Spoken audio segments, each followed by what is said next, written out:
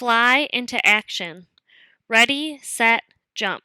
For skydivers, the sky isn't the limit. It's just the beginning. Thousands of people each year try the sport of skydiving. Some only jump once, while others go on to experience lifelong adventures, maneuvering and flipping through the air. Skydiving is not for everyone. But if you enjoy the challenge of learning to perform in a completely new environment, are willing to make the effort to do it safely, and can overcome your fears to make the first few jumps, the rewards can be tremendous, says skydiver Bill Von Novak. He has jumped around 5,500 times, is a fill-in instructor at Paris Valley Skydiving in California, and sometimes teaches a free fall course to Navy SEALs at Tact Air. First jumps. There are 3 options for your first jump. However, before you can make any attempts at skydiving, a ground course on safety and equipment is required. The length and complexity of the course depends on the jump you choose. The most popular first jump technique is Tandem. Tandem has the shortest ground course and is the easiest to complete. You and the instructor are strapped together in a double harness, the instructor behind you with you in front. Your instructor wears the tandem rig, which contains a main and reserve parachute. The jump out of the plane together, and the instructor takes care of opening the parachute at the appropriate altitude. The second technique is accelerated free fall, or AFF. Accelerated refers to the learning process. You jump out of the plane while being held by 2 instructors, one on either side. They hold on to you until you open your parachute. The third technique is called static line. The static line is connected to the ripcord on your parachute and to the plane. After jumping out, you will experience free fall for a second or two, then the weight of your body will pull the line tight, opening the canopy. For each of these 3 methods, an instructor is there to coach you in the air with hand signals or with a radio. Skydiving question and answer. How many people skydive each year? Approximately 2 million parachute jumps occur each year. Who was the world's oldest skydiver? Frank Moody from Australia went skydiving at 101 years old. Who was the world's first parachute jumper? Andrei Gagarin was probably the first parachute jumper in 1797, over 100 years before airplanes were invented. He jumped from a hot air balloon. Define it. Skydiving lingo. Skydiving, the sport of jumping from an aircraft and performing aerobic maneuvers in the air before landing by parachute. Freefall, downward movement under the force of gravity, rapid descent without means of stopping. Altitude, the height of an object or point in relation to sea level or ground level. Static line, a line attached to a parachute pack and to a cable in an aircraft for the purpose of automatically opening the parachute after it is dropped. Ripcord, a cord on a parachute that, when pulled, opens the parachute for descent. Trajectory, the path described by a projectile flying or an object moving under the action of given force.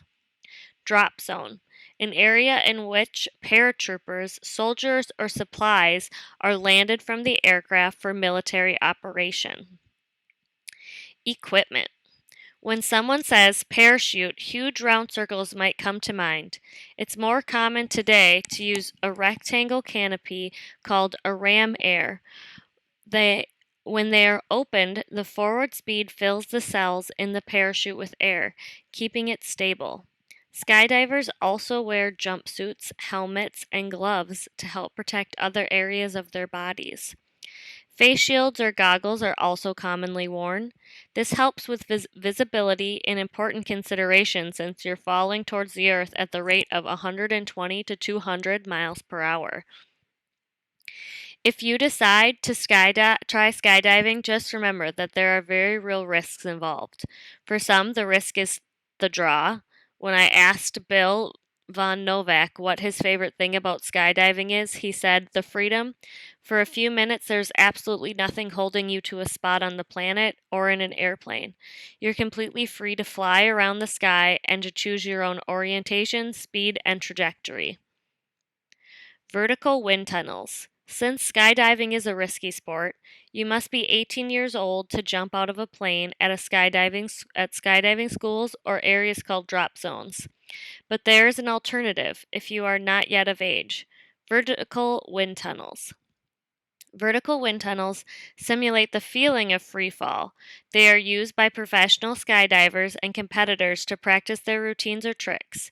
Bill Von Novak says the wind tunnel is a great way for younger, aspiring jumpers to see what free fall is like. Competitions and world records. If you decide after your first jump or a visit to a vertical wind tunnel that skydiving is a sport you would enjoy, you might want to look into the various types of sky sports and competitions. Each sport and competition has its own set of rules and challenges. There's also a long list of people who have set or broken records. Bill Von Novak is one of these people. His first world record was a part of a 300-person formation in Arizona in 2002. He was also one of the people that set the world record in Thailand for formations. In 2004, they made a formation of 357 people, then went back in 2006 to break that record with a formation of 400. Let's go underground.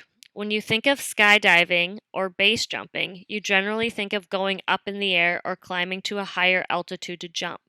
That is not always the case. In Mexico, there's a cave that people base jump into. It is the deepest hole in the world. It has an opening at ground level and is over 1,000 feet deep. The cave is called Sótano de las Golondrinas, or Pit of the Swallows. It is also sometimes known as the basement or cellar of the swallows. The cave gets its name from the vast number of birds that live within. If you think that base jumping underground may be safer than jumping into the air from a high altitude, it's not true. It is very dangerous to jump in this cave. Jumpers must fly in a constant spiral to avoid hitting the walls. Putting the X in extreme. On August 16, 1960, a man named Joseph Kittinger did something that no one would ever dream was possible. He went up in a polyethanol plastic helium-filled balloon called Excelsior 3. He reached an altitude of 102,800 feet. From there, he leapt out of the balloon's gondola to free fall for 80,000 feet. He fell for 4 minutes and 36 seconds, reaching a speed of around 614 miles per hour before opening his parachute. Kittinger set records that still stand today. These records include the highest balloon ascent, the highest parachute jump, the longest free fall, and the fastest speed by man through the atmosphere of 614 miles per hour. To watch videos of this amazing jump, go to youtube.com and check out 1. Discovery Science Video Free Fall from Space, or 2. Joseph Kittinger Jump at 102,800 feet. Future of skydiving. With new innovations of equipment and knowledge, there are endless possibilities to where the future of skydiving will lead. If you are eager to try something challenging and would love to feel the freedom of flying, skydiving might be an adventure for you. Who knows? With risk and excitement mixed together, skydiving might just change your life. Fly into action. Question 1. Name 5 pieces of equipment used by skydivers. Question 2. What is a vertical wind tunnel? A. A windstorm that skydivers jump into. B. A machine that produces wind to make people feel like they are skydiving. C. An area below the airplane that skydivers should avoid. D. A place where skydivers store their gear. Question 3. Who is Joseph Kittinger? A. The first person to parachute from an airplane. B. The person who organized the record 300-person skydiving formation in Arizona. C. The person who holds the record for parachuting from the lowest altitude. D. The person who holds the record for parachuting from the highest altitude. Question 4. How was Joseph Kittinger's parachute jump in 1960 similar to Andre Jacques Garnin's jump in 1797?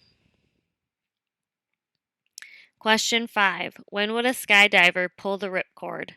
A. When he or she wants the parachute to open. B. When the main parachute fails to open. C. When he or she reaches the ground. D. When he or she first puts on a parachute. 6. Describe a tandem parachute jump.